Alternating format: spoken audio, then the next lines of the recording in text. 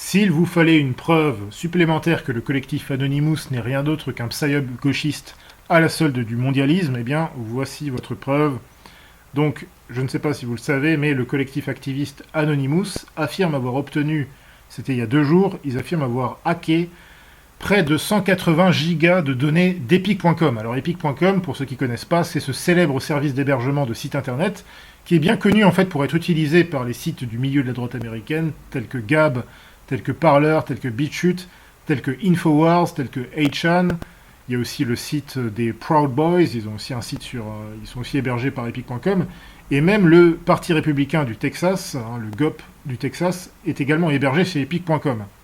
Pourquoi est-ce que tous ces sites, tous ces mouvements catégorisés comme étant d'extrême droite ou de droite nationaliste américaine, pourquoi est-ce qu'ils vont tous chez Epic.com? Eh bien c'est simple, c'est que, contrairement à des services d'hébergement plus connus, comme GoDaddy, alors GoDaddy, pour ceux qui ne savent pas, c'est détenu en majorité par Kohlberg, Kravis, Roberts Co., ou des services d'hébergement tels que Google Domains, qui sont en fait tous des services d'hébergement de la Big Tech, eh bien, Epic.com pratique volontairement depuis toujours une politique de respect absolu de la liberté d'expression de ses clients.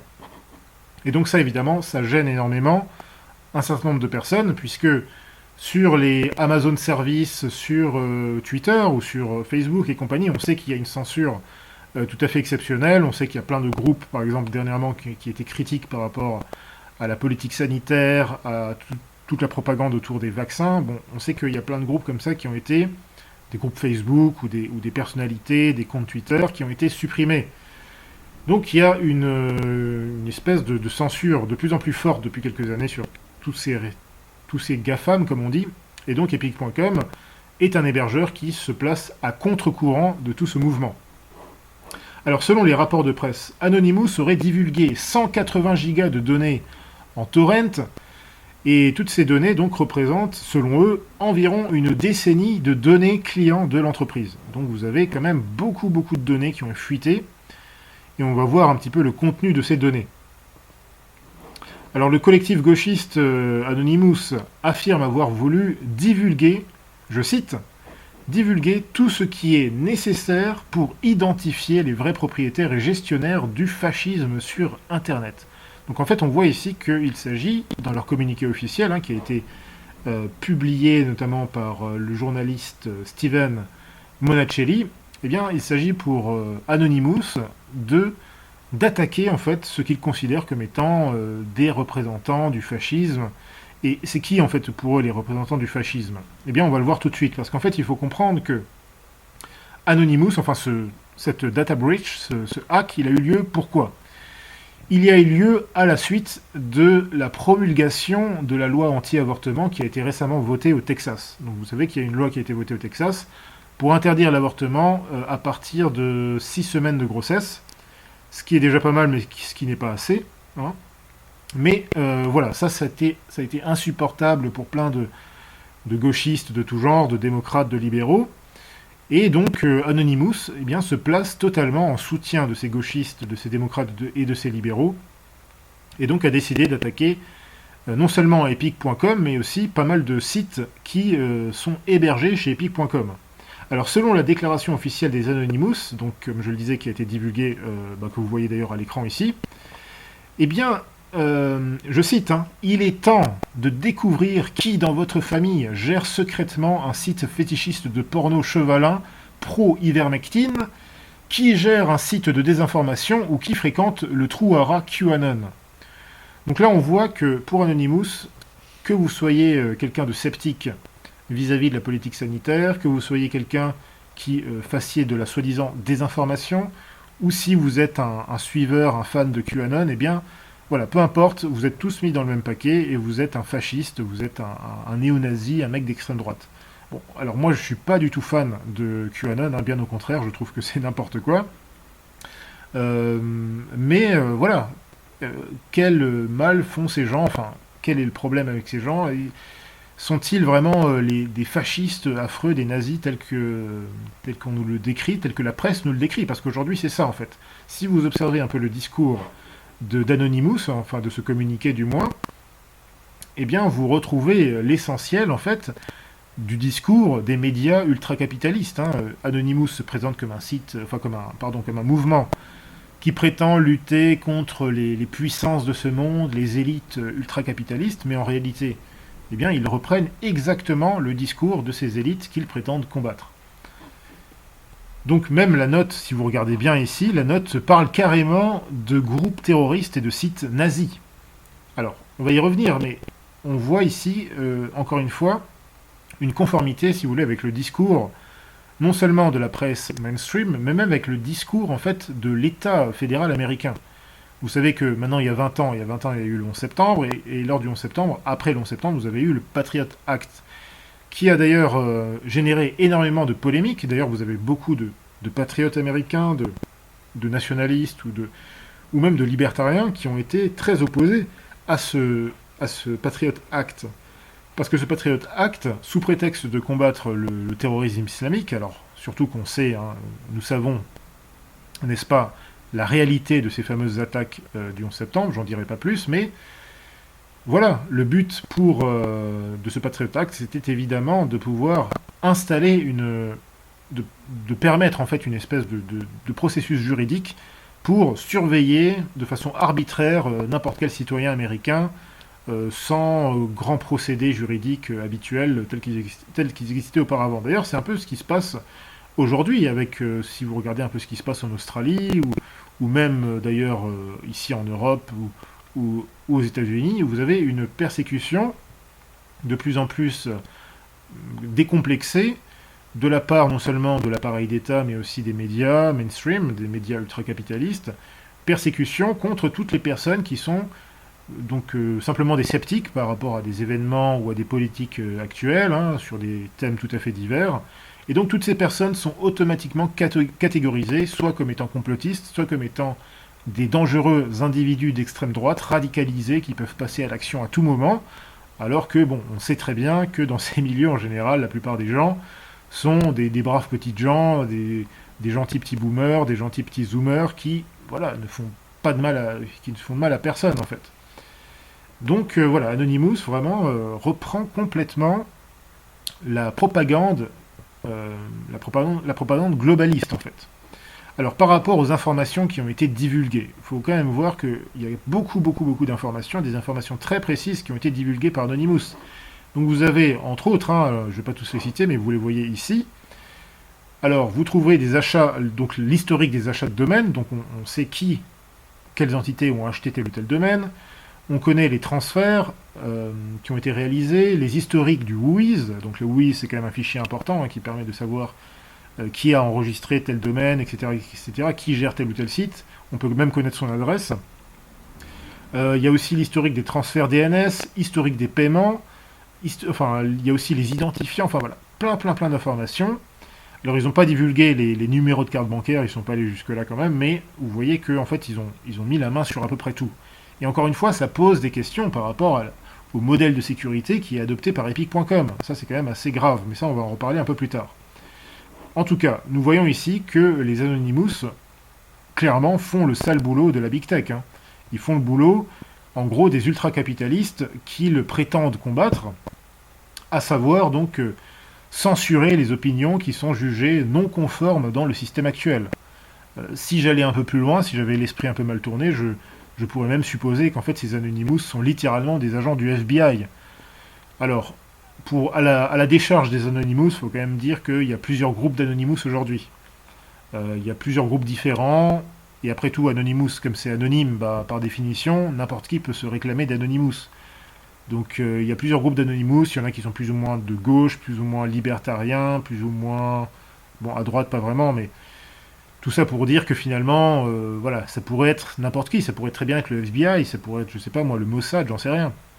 Mais peu importe, en tout cas, les gens qui se cachent derrière cette action ont clairement attaqué l'un des rares hébergeurs internet américains qui, si vous voulez, alors qu'on soit d'accord ou pas, mais en tout cas c'est l'un des rares sites, epic.com, qui adhère en fait au principe de l'internet libre, qui devrait être défendu en principe hein, par tous ces beaux démocrates, tous ces gauchistes, tous ces gens qui se réclament comme étant des dissidents ou je sais pas quoi. Ben, voilà. Bizarrement, tous ces gens, en fait, si vous les écoutez sur Twitter, sur les réseaux sociaux, dans les médias, bah, on se rend compte que ce sont des gens qui sont totalement à la remorque des élites ultra-capitalistes, etc., etc.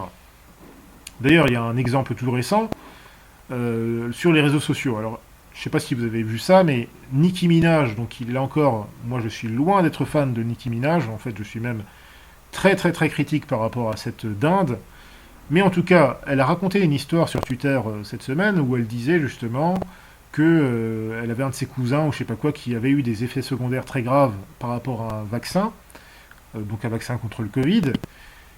Et du coup, ça suffit, si vous voulez, pour déclencher une vague d'attaques contre elle, d'autant plus que par la suite, eh bien, elle a publié sur son compte Twitter une vidéo de Tucker Carlson. Bon, pour ceux qui ne connaissent pas Tucker Carlson, c'est, si vous voulez, c'est un peu l'équivalent d'un Zemmour aux États-Unis. C'est un gars qui passe sur Fox News et qui vraiment représente la voix du conservatisme traditionnel américain.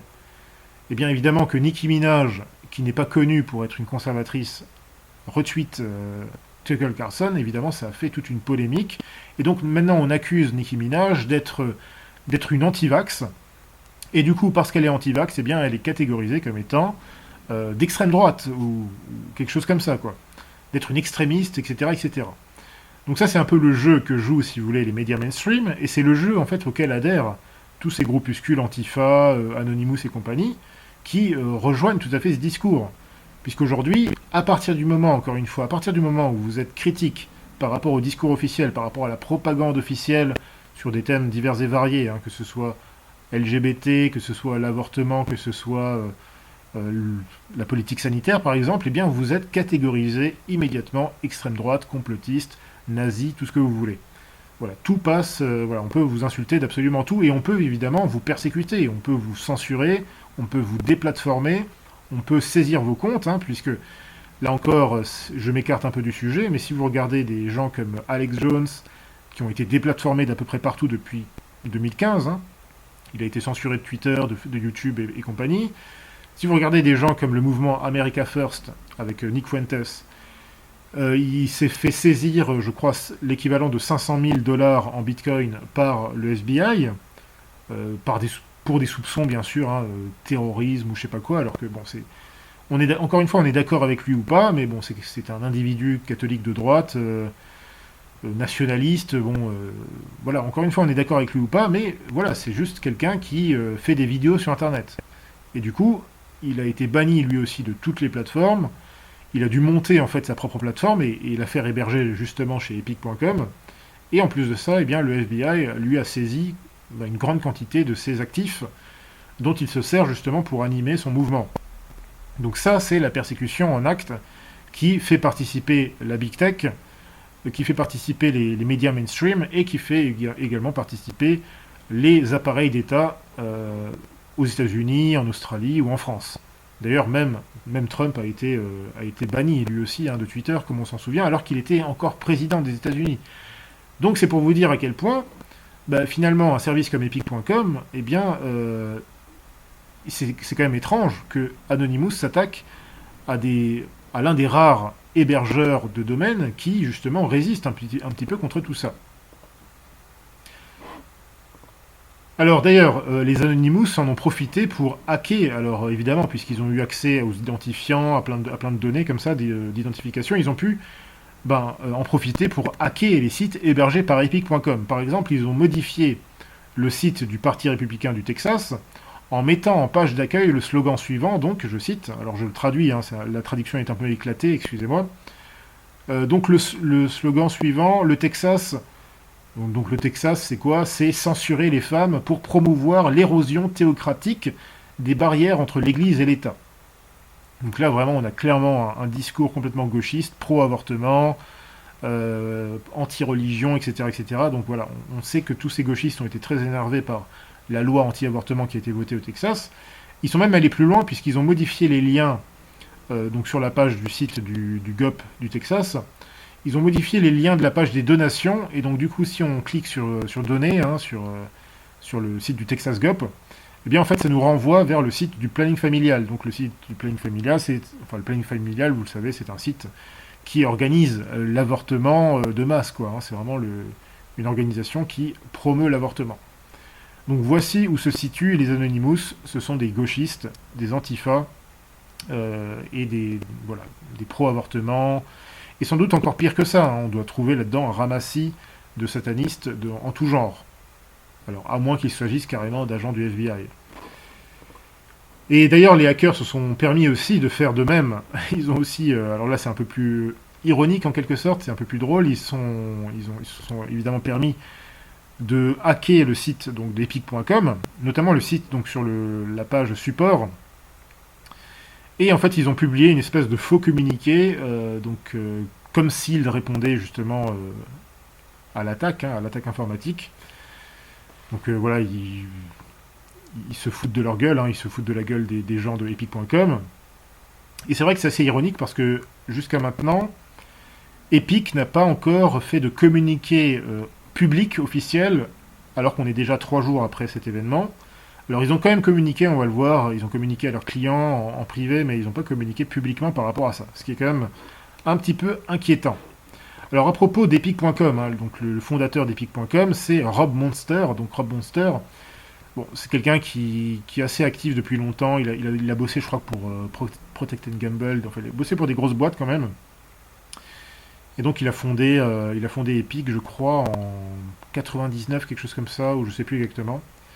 Bon, en tout cas, c'est quelqu'un qui se décrit comme étant un chrétien, donc c'est sans doute un protestant, un libertarien, évidemment.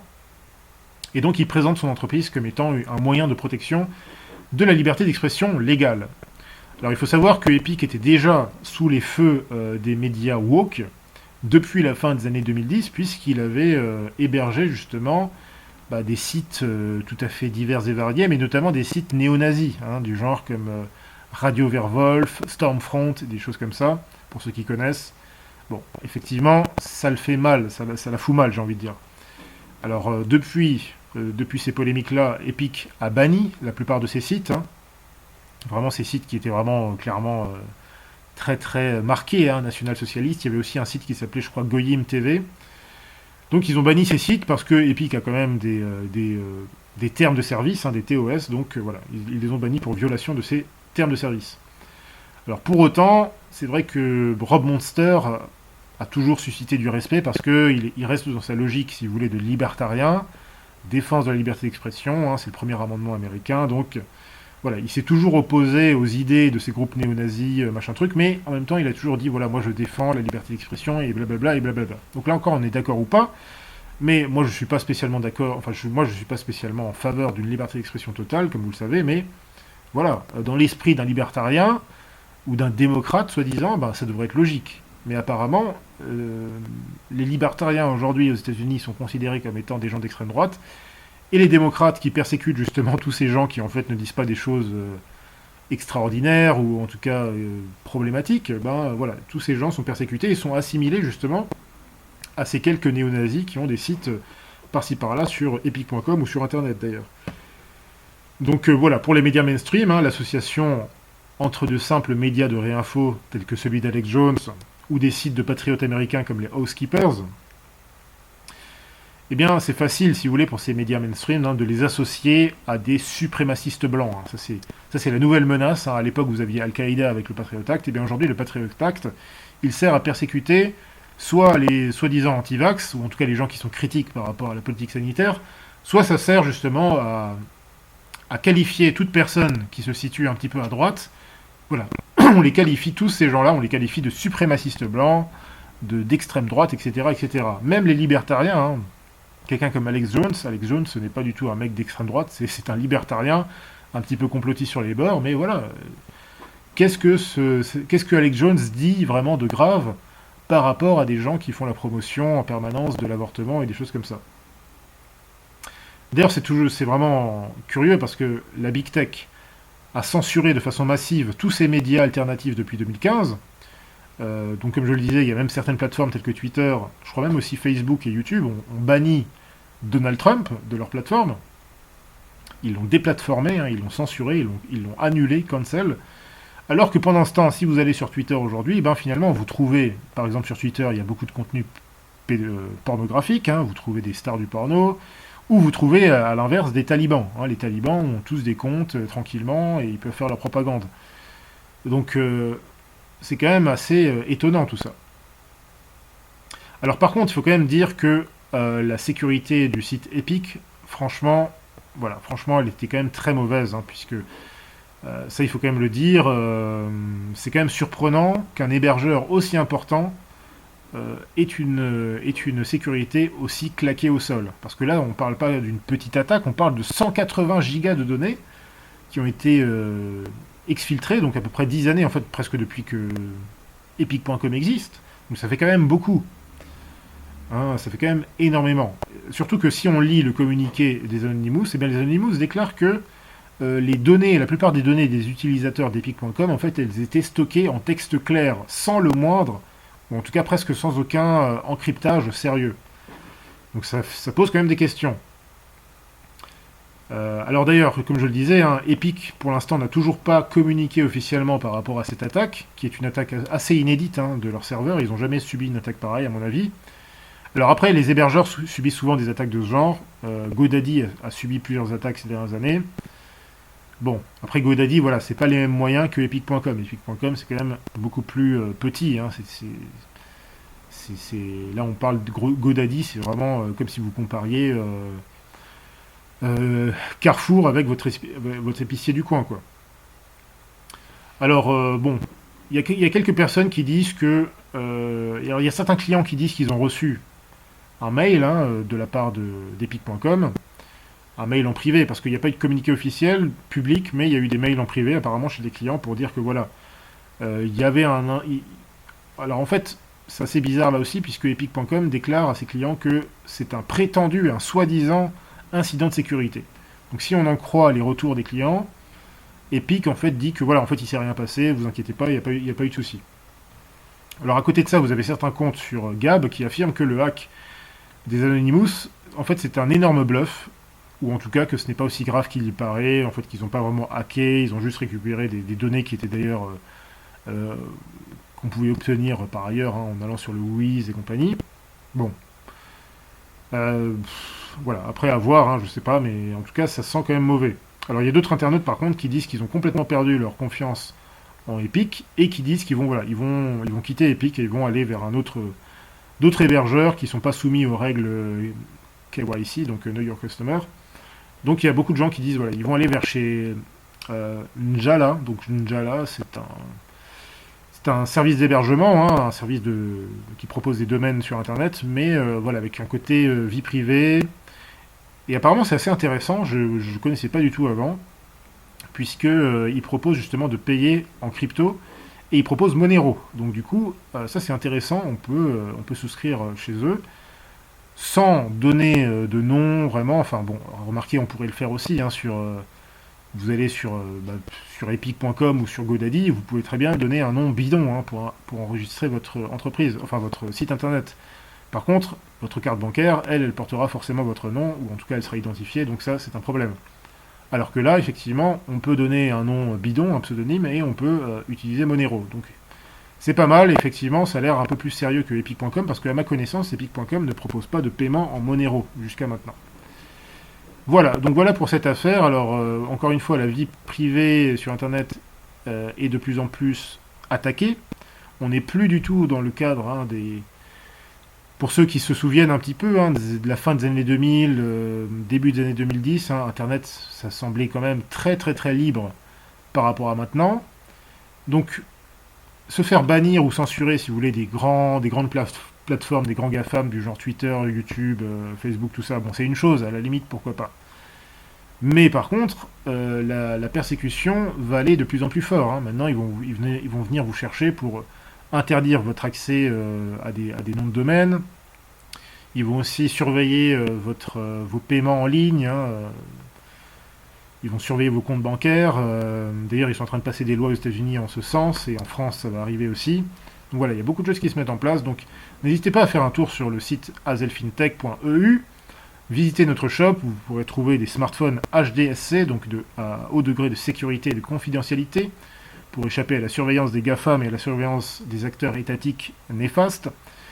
Et vous trouverez tout un tas d'autres conseils en finance discrète et en technologie libre. Voilà, comme d'habitude. Donc les amis, je vous dis à bientôt pour une prochaine vidéo. Salut!